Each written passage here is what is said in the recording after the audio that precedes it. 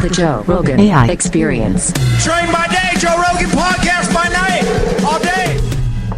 All right, folks, welcome to the Joe Rogan AI Experience, episode number 7. Now, before we get started, I got to make this clear. Everything you're about to hear, see, and experience in this episode, none of it's real. This entire thing was cooked up by AI. The voices you're hearing, not real. Those are all done with 11 labs. The script, that's all ChatGPT doing its thing. And the images, yeah, those are from Midjourney. So, nothing here is actually me, Steve Jobs, or anybody else you'd think you might hear today. It's all just tech doing what tech does. And listen, we're doing this for fun, for entertainment, so don't go out there and try to use this stuff for anything sketchy or malicious. All right, we're playing around with some wild tools, but there's no place for bad intentions here. If you're curious about the tools we used, links are down in the description.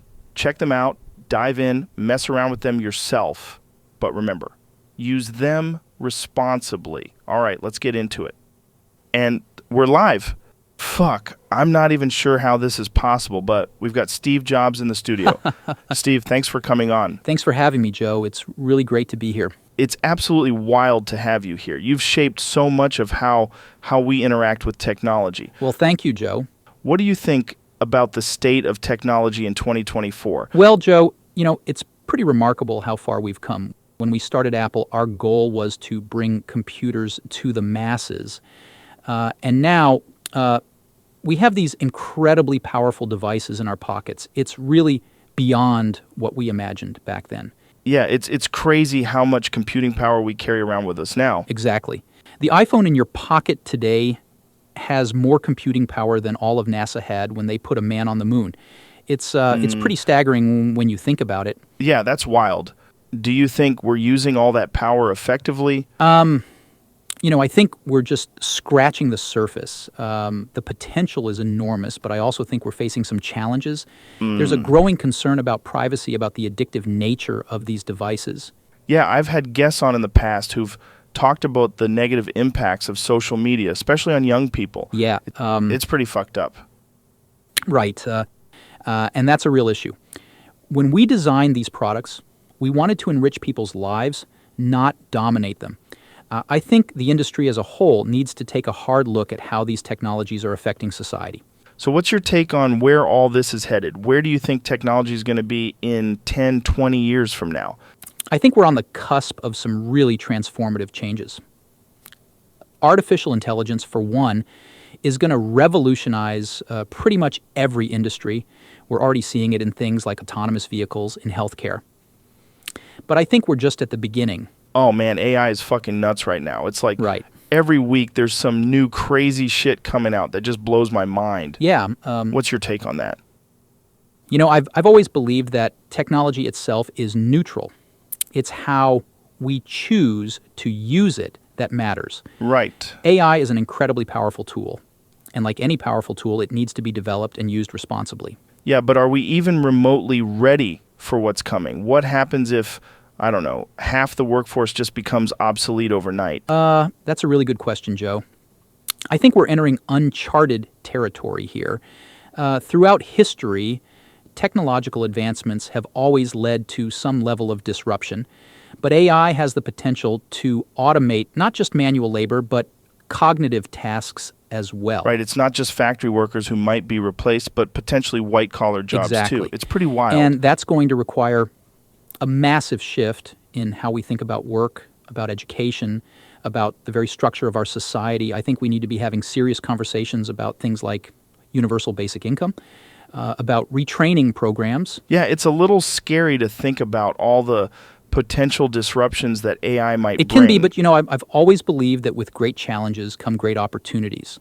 This could be a chance to reimagine our society, to free people from mundane tasks and allow them to pursue more creative, fulfilling work. And with Apple getting into the game with their, what do they call it, Jamie? Apple Intelligence. Apple Intelligence, that's it. Right. I'd love to hear your thoughts on how Apple is being run today. I try not to comment too much on Apple these days. It's not really my place anymore. What I will say is that I'm incredibly proud of what we built, and I think the company has continued to innovate in many ways. But, innovation is hard. It's easy to get complacent when you're on top. I always pushed for Apple to cannibalize itself, to make its own products obsolete before someone else did. I think there's always room for more of that kind of thinking. That's interesting. Can you elaborate on that a bit? Sure. When we introduced the iPhone, it essentially made the iPod obsolete. Yeah. But we did it anyway because we knew if we didn't, someone else would. That's the kind of bold thinking that I think is crucial in tech. You can't be afraid to disrupt yourself. Yeah, that takes a lot of balls to potentially kill off a successful product line like that. It does, but that's what separates the great companies from the good ones. You have to be willing to take risks, to think differently. That was always our motto at Apple, and I hope it's still part of the company's DNA. It's fascinating to hear your perspective on this. We've talked a lot about technology and business, but I'm also really curious about your thoughts on creativity and innovation. I've had a lot of guests on who've talked about the role of psychedelics in sparking, creativity. What's your take on that? That's an interesting question, Joe. I've been pretty open about my experiences with psychedelics in the past. I've said before that taking LSD was one of the most important things I've done in my life. Wow. It really expanded my thinking in ways I couldn't have imagined. How so? Well, it helped me see things from a different perspective. It made me question a lot of my assumptions about reality, about consciousness. And I think that kind of perspective shift is incredibly valuable in innovation. Yeah, I've heard similar things from other guests. It's wild how these substances can just completely change your worldview. Absolutely. But, it's important to note that it's not just about taking a substance and suddenly becoming creative. It's about the insights you gain and how you apply them. Right. It's not a magic pill. Exactly. And I think that's true of creativity and innovation in general. It's not just about having a great idea. It's about executing on that idea, refining it, bringing it to life.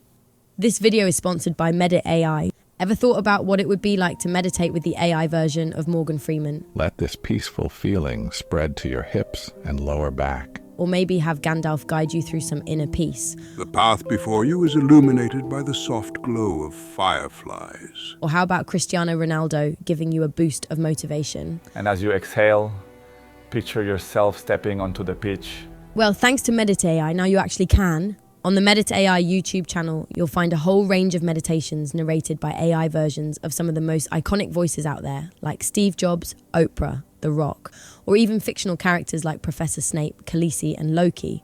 You can browse by narrator, pick meditations based on your goals like stress relief, focus, or sleep, or explore full-on journeys through your favorite fictional worlds. Whether you're looking to relax, stay motivated, or just tap into a bit of magic, MEDIT-AI has you covered. They've got everything from sleep meditations to body scans to guided walks through places like Hogwarts or Middle-earth, all narrated by AI-powered voices that sound just like the real thing. And if you want to take it a step further, you can head over to their website and create your own custom meditation. You can start by choosing from a whole bunch of AI-powered voices like AI David Goggins, Steve Jobs, or even AI characters like Dumbledore, Khaleesi, or Thor. Then you get to pick what kind of meditation you want, whether it's a calming session to help you sleep or a motivational one to get you fired up for the day. MEDIT-AI lets you personalize everything from the goals to the meditation styles. And here's where it gets even more personal. You can add your name, any details about what you're going through, and even choose a specific world to set your meditation in. It's all powered by cutting-edge AI, so every meditation is made just for you. Once it's ready, MEDIT-AI sends you your custom meditation featuring the AI voice of your favorite celebrity or character. Pretty cool, right? And if you're into it, check out their Patreon too. You can get exclusive perks like personalized meditations every month, plus early access to new voices and content. All the links are down below. So go check out the YouTube channel, head over to the website to create your own custom meditation, and let MEDIT-AI bring the voices you love into your meditation powered by AI. Now back to the podcast. You've obviously had a lot of success in that area. What do Right. you think is the key to turning innovative ideas into successful products? I think it comes down to a few things. First, you need to have a clear vision of what you're trying to achieve. At Apple, we always started with the user experience and worked backwards to the technology. Right. That makes sense. And then, it's about attention to detail. We obsessed over every little thing, from the curve of a button to the sound a device makes when you turn it on. Those details matter. They're what separate a good product from a great one. It's crazy how much thought goes into that stuff that most people probably never even notice. Right? But they feel it even if they can't articulate it. Right. That's what creates that emotional connection with a product. And finally, I think it's about having the courage to say no. We were always as proud of the things we didn't do as the things we did. Like what, for example? Well, focus is about saying no. When you decide to make a product, you have to make 1,000 decisions about what features to include, what design elements to use. And for every yes, there have to be 100 no's. That's hard, but it's crucial. That's a really interesting way to look at it. Speaking of saying no, I'm curious about your experience leaving Apple and then coming back. That must have been a wild journey. Oh, it was a roller coaster, to say the least. Being forced out of Apple was probably the best thing that could have happened to me. I didn't see it that way at the time, of course. It was painful, really painful. I can imagine. That must have been devastating. Well, it was, but, sometimes life hits you in the head with a brick. Don't lose faith. I'm convinced that the only thing that kept me going was that I loved what I did. You've got to find what you love, Joe. Totally. And, getting fired from Apple allowed me to enter one of the most creative periods of my life. We started Next. I got involved with Pixar. And the technology we developed at Next is at the heart of Apple's current operating system. Wow. So, in a way, it all came full circle. It's wild how things work out sometimes. Exactly. And when I did come back to Apple, I came back with a different perspective. I had learned a lot, made a lot of mistakes, and I think that made me a better leader. It's not about never failing. It's about what you learn from those failures. Yeah, that's an interesting perspective. Is there anything else on your mind about where you see tech going in the future? Joe, I think the future of technology is really about integration. It's not just about having powerful devices, but about how those devices work together seamlessly to enhance our lives. We're moving towards a world where technology just disappears into the background.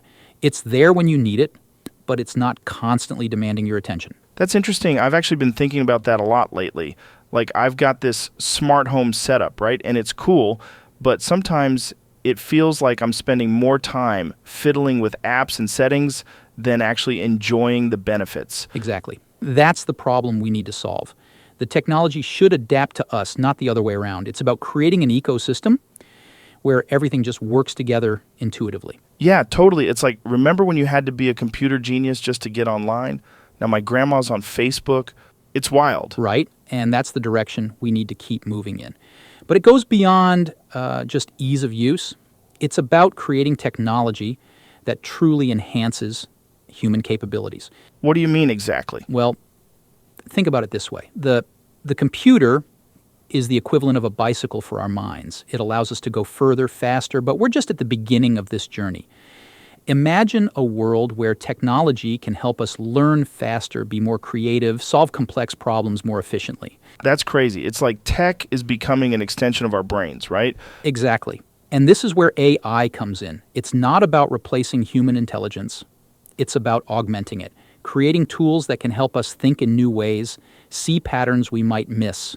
That reminds me of something my friend Duncan Trussell talks about. He's big into this idea of technology as a sort of psychedelic experience, expanding our consciousness. That's an interesting parallel. Both technology and psychedelics have the potential to shift our perception, to show us new possibilities. But with technology, we have the opportunity to make those shifts more controllable, more applicable to specific problems or goals. Right. And hopefully without the potential downsides of psychedelics. Right. Not that I'm against them, but, not everyone wants to spend 8 hours talking to machine elves. Right. But, this brings us back to what we were discussing earlier about creativity and innovation. Right. Whether it's through psychedelics or technology or just good old-fashioned brainstorming, the key is to find ways to step outside our normal patterns of thinking. 100%. At Apple, We always tried to create an environment that fostered that kind of thinking. It wasn't just about having cool offices or ping pong tables. It was about creating a culture where people felt free to express wild ideas, to challenge assumptions. That's so important. I've found that in comedy too.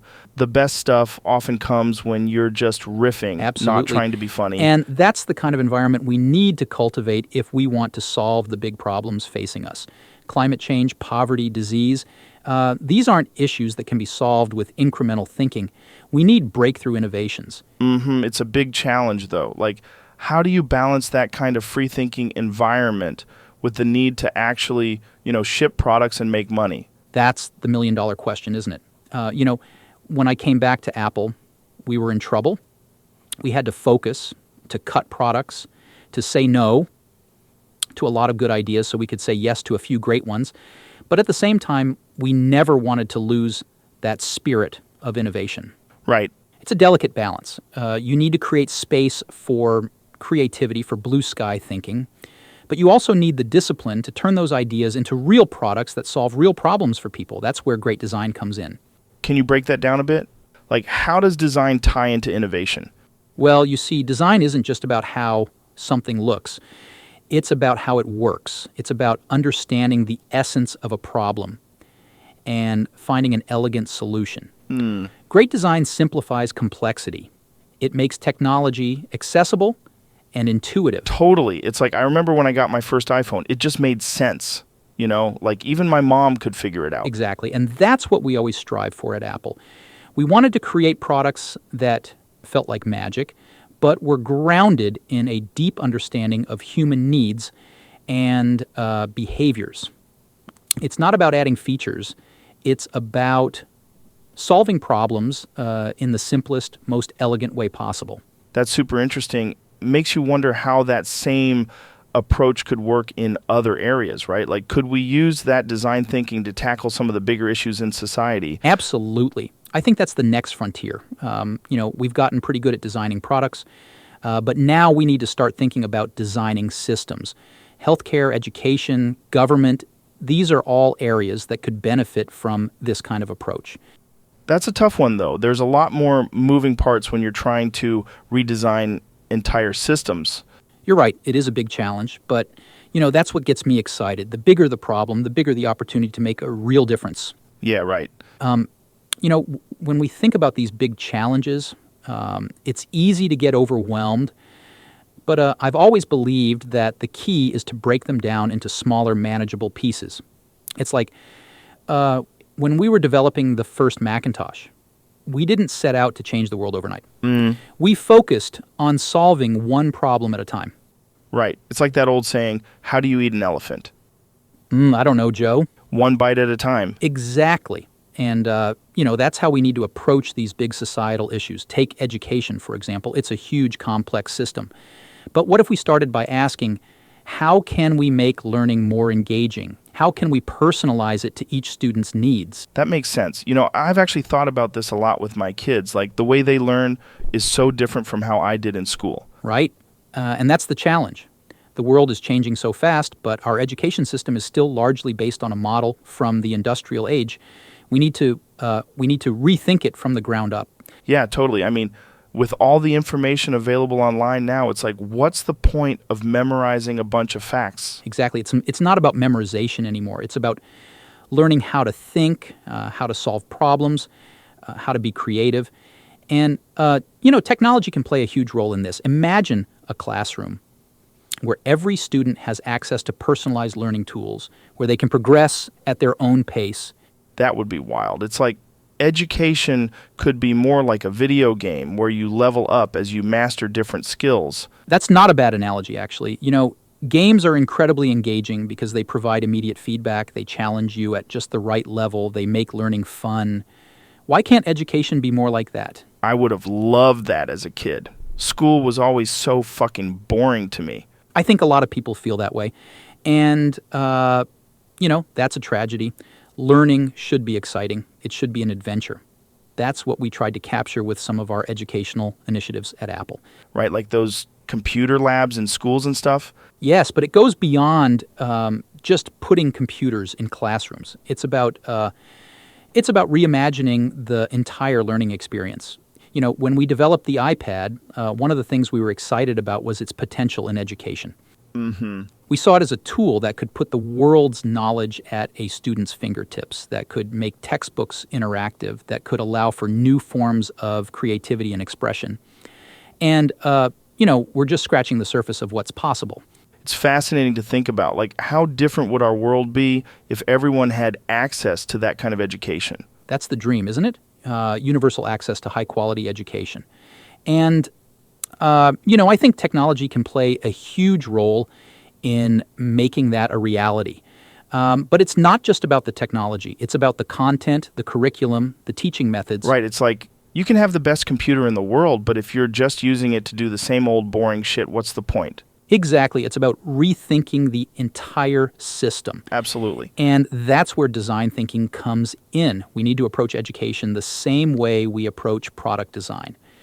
Start with the user, in this case the student, and work backwards from there. Yeah, that makes a lot of sense. It's interesting how the principles you developed for tech could work in so many other areas too. That's what I find so exciting about this field. The potential for impact is enormous. Right. And it's not just about making cool gadgets anymore. It's about using technology to solve real problems, to improve people's lives in meaningful ways. 100%. It's like technology isn't just a tool, it's a way of thinking. Absolutely. And that's the mindset we need to cultivate if we want to tackle the big challenges facing us, whether it's education, healthcare, climate change.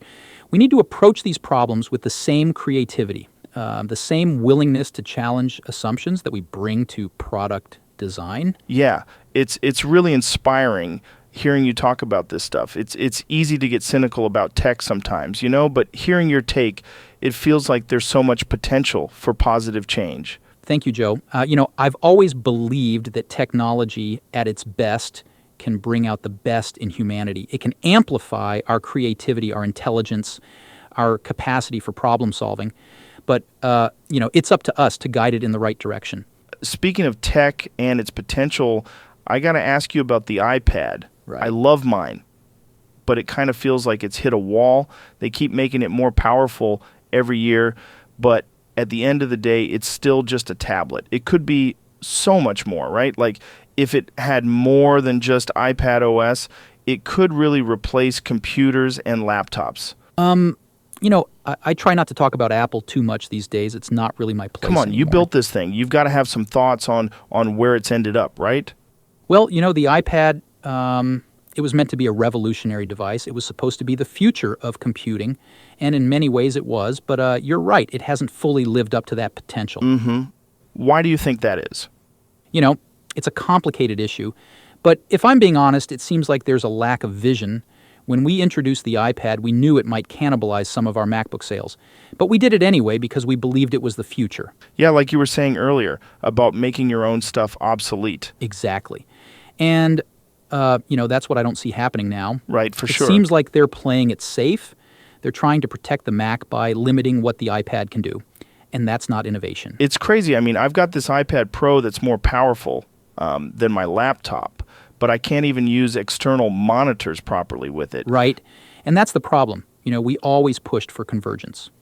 The idea that your digital life should be seamless across devices, but now it's like they're deliberately keeping these artificial barriers in place. Yeah, it's like they're afraid of their own products competing with each other. And that's exactly the wrong way to think about it. Right. You should be willing to cannibalize your own products. Because if you don't, someone else will. That's what kept us hungry. 100%. What kept us innovative. But now it seems like they're more concerned with protecting their profit margins than pushing the boundaries of what's possible. And that's not what Apple was about. We took risks. We had a vision of the future, and we went after it. It's pretty wild to hear you say this. I mean, Apple's still hugely successful, right? Sure, they're successful now. But you know what? So was IBM. So was Xerox. Right. Being successful today doesn't mean anything if you're not innovating for tomorrow. And right now, I don't see that drive to create the future. I see a company iterating instead of innovating. Wow, that's pretty rough. Maybe, but it's the truth as I see it. Look, I love Apple. It's my baby. But sometimes you need to be cruel to be kind. They need to rediscover that hunger, that drive to change the world. So what do you think they should do, like with the iPad specifically? They need to let it be what it can be. Stop worrying about categories. Is it a tablet? Is it a laptop? Who cares? It should be whatever the user needs it to be. Give it a real operating system. Let it run Mac apps. Be bold. Take risks. An iPad that could do everything my MacBook can do. That would be a game changer. Exactly. And that's the kind of thinking we need. Not just at Apple, but in the whole industry. We need to stop playing it safe and start reimagining what's possible. That's intense. Makes you wonder how different things would be if you were still in charge. Well, it's easy to criticize from the outside. I'm sure they're facing challenges I can't even imagine. But still, I can't help but feel like they've lost sight of what made Apple special. It was never about the products, not really. It was about the vision, the belief that technology could make the world better. Do you think they can get that back? I hope so. I really do. Because the world needs that kind of innovative thinking now more than ever. We're facing huge challenges as a society, and we need technology that empowers us, that brings out the best in us. That's what we always strive for at Apple, and that's what I hope they'll rediscover. Hearing you talk about Apple and innovation got me thinking. We're seeing all these new technologies, augmented reality, brain-computer interfaces, quantum computing. What do you think is the next big thing that's really going to change the game? Well, it's hard to predict the future, but I've always been fascinated by the intersection of technology and biology. I think that's where we're going to see some really revolutionary developments. You're thinking cyborgs, ex machina, that type of shit? Not quite, Joe, but think about it. We've made incredible progress in understanding the human genome in neuroscience, in nanotechnology. The potential for merging these fields with computer science is it's mind-boggling. So what kind of stuff are we looking at? Well, imagine a world where we can repair damaged neural pathways. Okay. Or where we can use nanobots to target cancer cells with pinpoint accuracy. Or where we can enhance our cognitive abilities through brain-computer interfaces. That's wild. It's like, that's some science fiction shit. It does sound like science fiction. But, so did the iPhone back in 2007. The key is to have a vision of what's possible and then to relentlessly pursue it. Right, like you did with Apple. Exactly. And that's what I hope to see from the tech industry moving forward. We need to think bigger. We need to tackle the really hard problems. 100%. But it's also kind of scary, right? Like messing with our brains and stuff. It is scary. But, every major advancement in human history has been scary at first. The key is to approach it thoughtfully, to consider the ethical implications. Right, like we need some smart people thinking about this stuff. Absolutely. And not just technologists. We need philosophers, ethicists, artists. We need a wide range of perspectives to ensure we're developing these technologies in a way that benefits humanity. It's fascinating to think about. It's like we're living in the future right now. We are. And, that's what's always excited me about technology. It's not just about making cool gadgets. It's about shaping the future. It's about imagining what could be and then making it a reality. That's powerful. We need that kind of thinking more and more as we become more embedded with technology. Well, I've always believed that the people who are crazy enough to think they can change the world are the ones who do. And right now, we need those crazy ones more than ever. We're facing huge challenges as a society: climate change, inequality, healthcare. But I truly believe that with the right vision, the right tools, we can solve these problems. Technology isn't the answer to everything, but it's a powerful tool. And it's up to us to use it wisely. Speaking of the people out there changing the world, who are some of the brilliant minds today that you admire? Anyone doing stuff that really excites you? There are a lot of impressive people out there doing incredible things. I'm particularly interested in those who are tackling big, ambitious problems. People like Dean Kamen, who's working on revolutionizing prosthetics and water purification. Oh, yeah, I've heard of him. Didn't he invent the Segway, too? That's right, but, his work goes far beyond that. He's the kind of person who's not afraid to think big, to challenge conventional wisdom. What about someone like Elon Musk? I mean, the guy's all over the place, electric cars, rockets, brain chips. What do you think about him? Well, Elon is certainly a visionary. He's taken on some incredibly ambitious projects, and he's not afraid to fail. That's admirable. But, vision is just the beginning. The real challenge is in the execution, in bringing that vision to life in a way that truly benefits humanity. And that requires more than just technological innovation. It requires wisdom, empathy, an understanding of human nature. What's your take on everything going down with Twitter? There's been a lot of talk about free speech and how he's handling it. Do you think he's on the right track, or is it more complicated than that?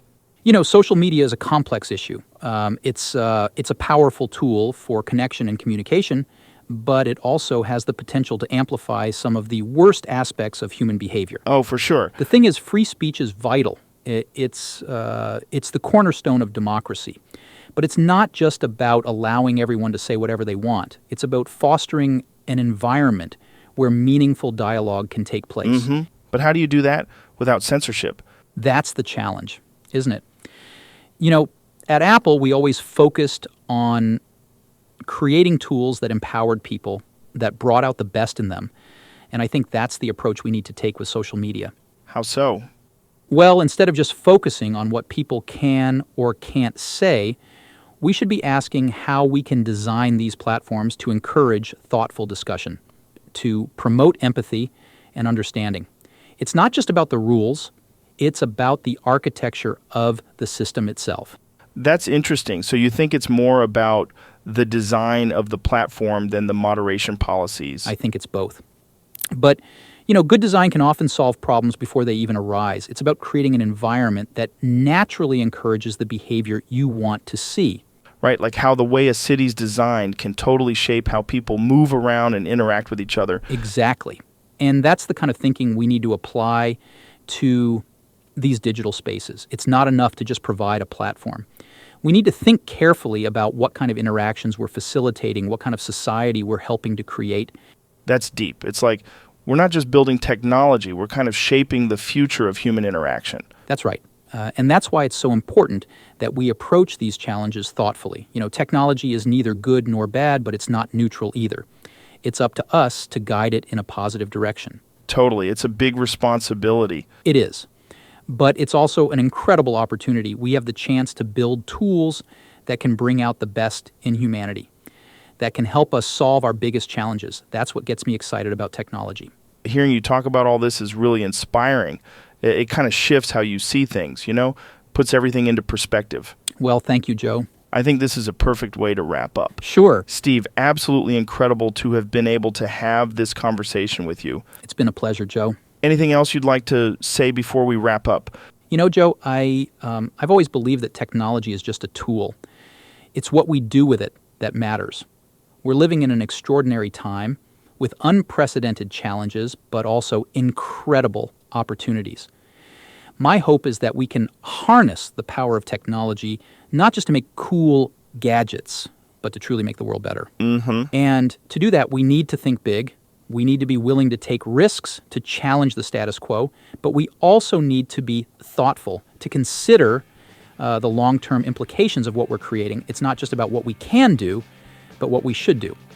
What a great way to end it. It's been an absolute pleasure having you on the podcast, Steve. Thank you so much for sharing your insights with us. Thank you, Joe. It's been a great conversation. Yeah, it's been amazing. I hope we can do it again sometimes. I would love to. Thank you, Joe. All right. Bye, everybody.